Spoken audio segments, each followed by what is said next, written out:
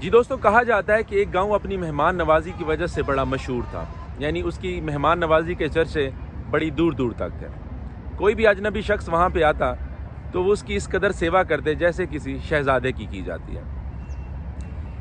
ایک دفعہ وہاں پہ کسی اجنبی مہمان کا گزر ہوا تو سارے گاؤں والے اس پہ ٹوٹ پڑے اور زبردستی اسے اپنے دسترخوان پر لے آئے اور بے شمار کھانوں سے وہ دسترخوان سجا دیا جیسے کوئی ولیمے کی دعوت۔ وہ مہمان بڑا خوش ہوا کیونکہ اتنے قسم کے کھانے اس نے زندگی میں پہلی دفعہ دیکھے تھے۔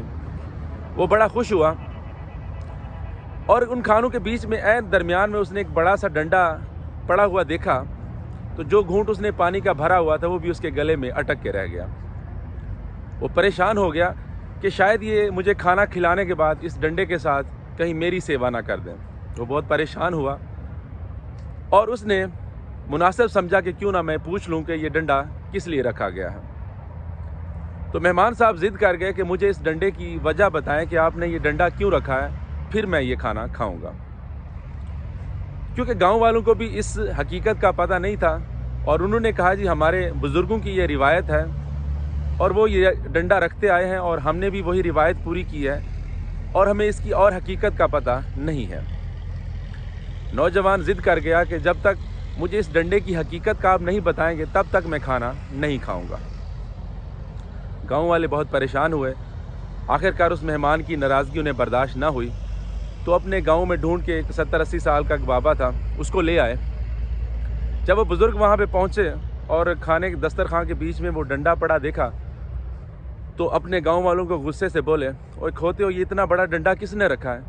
ہم تو بمشکل سے 3 فٹ کا ڈنڈا رکھتے تھے اور آپ نے تو 7 فٹ کا یہ ڈنڈا رکھا ہوا ہے، اس کو ہٹاؤ یہاں سے اور چھوٹا کر کے رکھو۔ جب وہ ڈنڈا 3 فٹ کا کر کے رکھا گیا تو مہمان صاحب ابھی بھی اس ڈنڈے کو ہی دیکھ رہے تھے اور بولے کہ مجھے یہ 3 فٹ کا ڈنڈا رکھنے کی وجہ تو بتاؤ بھائی، پہلے 7 فٹ کا تھا، ابھی آپ نے یہ 3 فٹ کر دیا ہے اور مجھے اس کی وجہ تو بتاؤ۔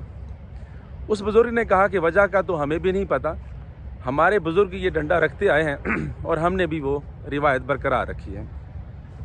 یہ کہہ کر وہ بزرگ وہاں سے چلے گئے، لیکن وہ مہمان ابھی بھی باضد تھا کہ مجھے اس ڈنڈے کی جب تک حقیقت نہیں بتاؤ گے میں کھانا نہیں کھاؤں گا۔ وہ لوگ پھر پریشان ہوئے اور مہمان کی ناراضگی انہیں گوارا نہ تھی، وہ پھر نکلے اور ایک 90-95 سال کا بابا ان کے گاؤں میں تھا اسے لے آئے۔ جب وہ آیا تو اس نے وہ بیچ میں پڑا 3 فٹ کا ڈنڈا دیکھا اور اپنے گاؤں والوں کو کہنے لگا، ارے بے وقوفو، یہ 3 فٹ کا ڈنڈا کس نے رکھا ہے یہاں پہ؟ ہم تو ایک باریک سی نوکیلی چھڑی رکھتے تھے اور آپ نے یہ 3 فٹ کا ڈنڈا رکھا ہوا ہے، اس کو فوراً ہٹاؤ یہاں سے۔ تو اس بزرگ کے کہنے پر جناب وہ ڈنڈا ہٹایا گیا اور وہاں پہ نوکیلی تیز دھار والی جو ہے چھڑی رکھ دی گئی۔ لیکن مہمان کو ابھی بھی کھٹکا تھا کہ پہلے شاید وہ مجھے ڈنڈے سے پیٹتے، اب یہ نوکیلی چھڑی رکھ دی۔ اس نے کھانا کھانے سے انکار کر دیا اور اٹھ کے جانے لگا۔ تو گاؤں والے پھر پریشان ہو گئے اور مہمان کو کسی صورت میں ناراض جاتا نہیں دیکھ سکتے تھے اور انہوں نے مہمان سے کچھ ٹائم مانگا اور کہا کہ ہمیں حضور کچھ وقت دیں، ہم ساتھ والے گاؤں سے پتہ کرواتے ہیں، وہاں بھی یہی مہمان نوازی کی جاتی ہے، ہم وہاں سے کوئی بزرگ لے کے آتے ہیں تاکہ ہم آپ کو آپ کے سوال کا جواب دے سکیں اور آپ ناراض ہو کے ہم سے نہ جائیں۔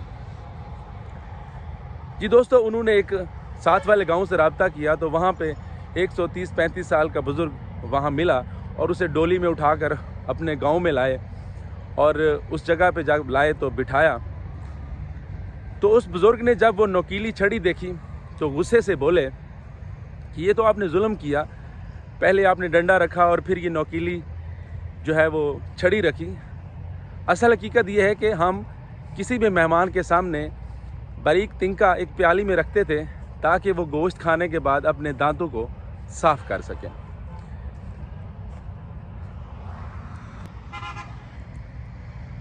اس کے بعد مہمان نے بتایا کہ بھائی میں تو اس ڈنڈے سے ڈر رہا تھا، اس لیے کھانا نہیں کھا رہا تھا کہ کہیں بعد میں میری سیوا اس ڈنڈے سے نہ کی جائے۔ اس کے بعد مہمان نے جی بھر کے کھانا کھایا اور ہنسی خوشی وہاں سے رخصت ہوا۔ جی دوستو، بات سنانے کا مقصد یہ تھا کہ اصل بات جب ایک جگہ سے نکلتی ہے تو وہ چلتے چلتے اپنی اصل شکل ہی کھو دیتی ہے۔ اور آج کے دور پہ بھی ہم دیکھیں تو بہت ساری ایسی رسم و رواج جو کہ اپنی اصل حقیقت کو تبدیل کر چکی ہیں اور رائج الوقت ہیں۔ ہمیں ان رسم و رواج کو ختم کرنے کی اور یا ان کو اپنی اصلی حالت میں لانے کی بڑی اشد ضرورت ہے، تاکہ ہماری آنے والی نسلوں کو مزید نقصان نہ اٹھانا پڑے۔ امید کرتا ہوں دوستو کہ آپ کو میرا یہ ولاگ پسند آیا ہوگا۔ جڑے رہے گا موٹیویشن ود افتخار وڈیچ۔ اللہ حافظ۔